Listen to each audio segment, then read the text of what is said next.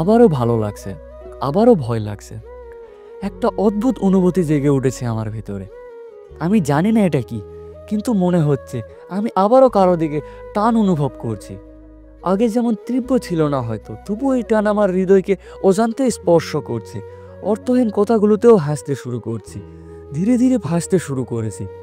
আমার হৃদয়টা অনেক সময় ধরে যত্ন করে বাঁচিয়ে রেখেছিলাম, একটা তালা মেরে, যেন কোনো কষ্ট আর না আসে।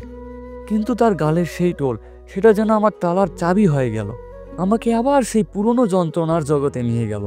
যখন থেকে তার চোখ আমার চোখে উপর পড়েছে, তখন থেকে নিজেকে আয়নায় দেখতে শুরু করেছি। রাতের অন্ধকারে তার স্বপ্ন এসে আমার ঘুম ভেঙে দেয়, আর দিনের আলোয় তার চিন্তা আমাকে পাগল করে দেয়। আমি বলতে চাই ওকে, তোমার সঙ্গে কথা বলতে আমার খুব ভালো লাগে, কিন্তু পুরনো ক্ষতগুলো আবার মনে পড়ে যায়।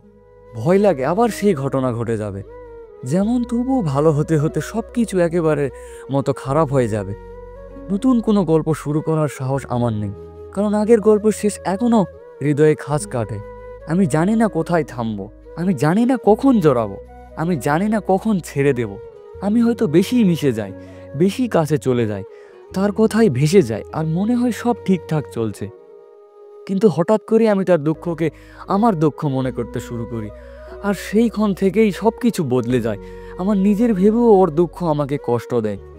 সেই মুহূর্ত থেকে শুরু হয় বিপত্তি, সেই মুহূর্ত থেকে শুরু হয় সেই পুরনো গল্পের পুনরাবৃত্তি।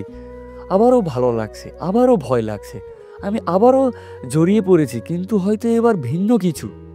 একটু সাবধান, একটু ভয়, একটু আশা, আর একটু ভালো লাগা, এইসব মিশে গেছে আমার মনে। এটাই কি ভালোবাসা? এটাই কি আবার নতুন সূচনা? কিন্তু আমি জানি ভালোবাসার পথে দুঃখ আর ভয়ে ছায়া সর্বদা থাকবে।